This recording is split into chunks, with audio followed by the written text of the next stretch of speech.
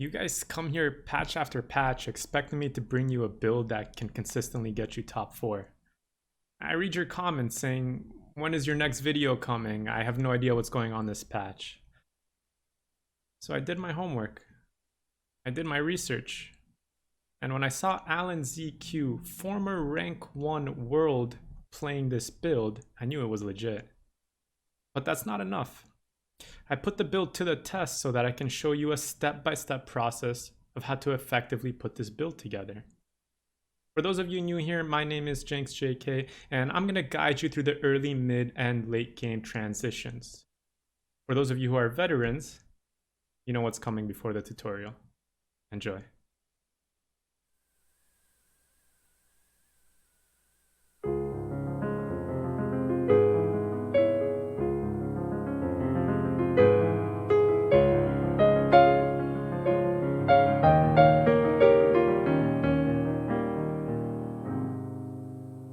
So this is the build. Riot has finally done it, and 6 Yordles is meta.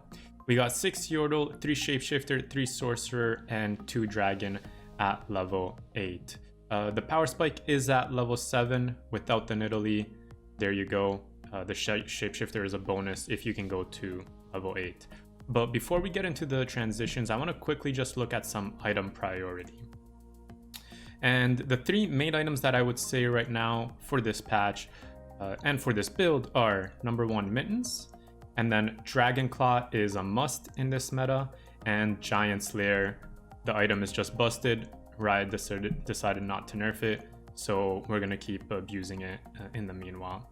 So these 3 items I would say are priority for the build, but we need to look at some early game items as this patch is so punishing in the early game, and we need some items to help us out.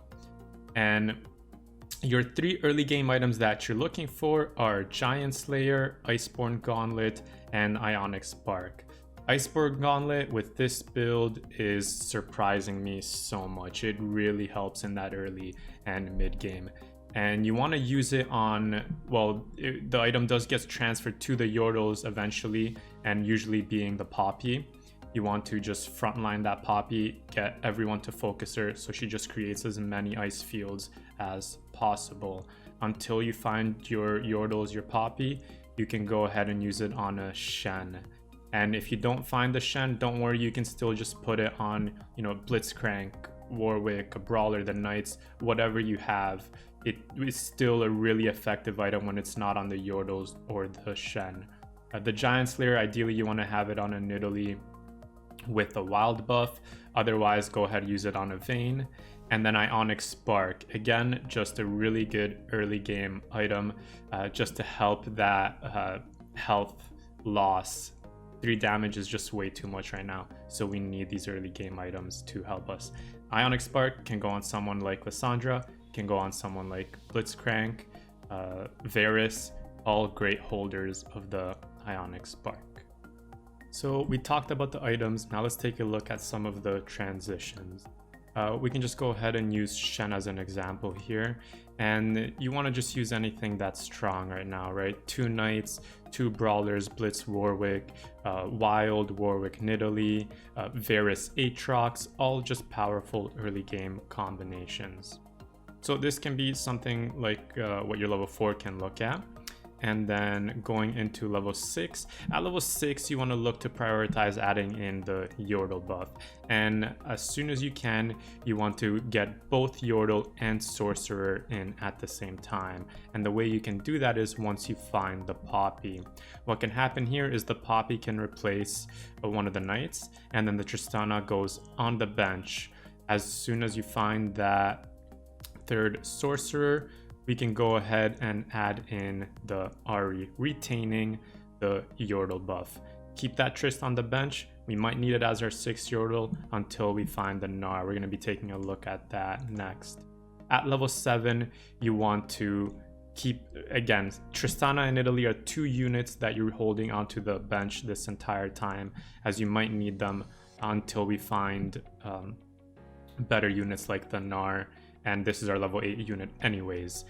By the way, no, Swain does not replace the Nidalee. Why? Because Nidalee gives the so important wild buff to our Gnar.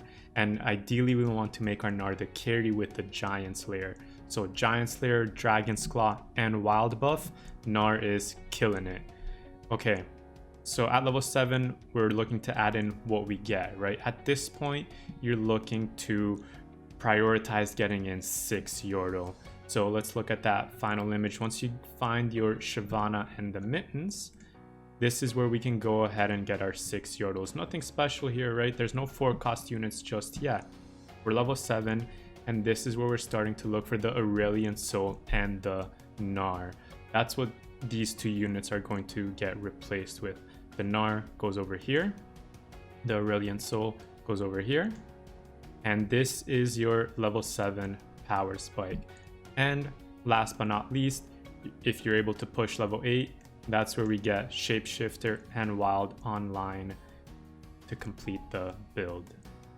Now let's go over some of my own footage of putting this build together. So I'm going to be taking you step by step through the leveling process. At level 3, I got in 2 knights. I have the Varus. I'm hoping for maybe I'm going to hit some demons with it, Aatrox. And on the bench, I'm just holding so many pairs because this early game is brutal. I just want to hit any pair possible, throw that in there, prevent damage loss. And as you can see here, I am using that Iceborn Gauntlet on the Garen. He's upgraded. I'm prioritizing it on him. Still a really, really effective item. I'm going to be showing you some footage of that in just a second. Now, at level 5, I had an upgraded Nidalee. So I'm adding in the Nidalee, and I've got my 3 Yordles already. I have the Warwick on the bench ready to go in at level 6 for the wild buff. Now I did end up getting Spear of Shojin from Krugs, the full item. And ideally I want this on the Aurelion Soul, but now I don't want to wait until I get the Aurelion Soul. I don't want to just hold on to this item. Triss isn't that great with it. So I go ahead and I put it on the Lulu. And eventually what I want to do is look to rebuild the Lulu and transfer that item to the Aurelion Soul. Here we have the level 6 as I talked about, with the Warwick going in for the wild buff to help my upgraded Nidalee. And this is my level 7 finally. We've transferred over the Iceborn Gauntlet. I ended up getting a second one. Here is my Shyvana with the Mittens. I've gotten my 6 Yordle, 3 Sorcerer online. Ahri is ready to get replaced with the Aurelion Soul. I have the Morellonomicon ready to transfer over to the Aurelion Soul. But things don't always go as planned. I had to improvise this game. We got to level 8. Luckily, I have just gotten a Force of Nature from the Carousel, and I was not able to find a single Aurelion Soul this game. But as I said, luckily with the Force of Nature, I'm able to add in the Pantheon to give my Shyvana the Dragon buff. And as you can see, I do not have Giant Slayer this game. I do not have Dragon Claw. I do not have Aurelion Soul. So I ended up finishing this game in 3rd. Alright, and last but not least, let's take a look at some footage of the Iceborn Gauntlet in action. So here we go. We're about to fight someone. I believe he has 3 Blade Masters online. And just take a look at this item go. Boom. First dodge, Ice Field right here. Whole front line slowed by 35%. Second Ice Field, Vayne is slowed 35%. Last Ice Field, his whole team doesn't know what to do. They're attacking so slow. They're like, guys, what's going on? I can't move my swords fast enough. Let's do one more. This is fun. Here we go. We're gonna do this next one over here. First dodge, first Ice Field. So Sejuani is gaining no mana, right? She's attacking so slow. She doesn't know what's going on. She's confused. What's happening to my mana bar? We end up killing her before she can even ult. Whole team minus 35%. This Lucian is a sad Lucian. Iceborn Gauntlet, just really powerful early to mid game item right now. So we'll finish the video with talking about some extra item options once you've gotten your 3 priority items in the Mittens, Giant Slayer, and the Dragon's Claw. And we'll talk about some possible counters.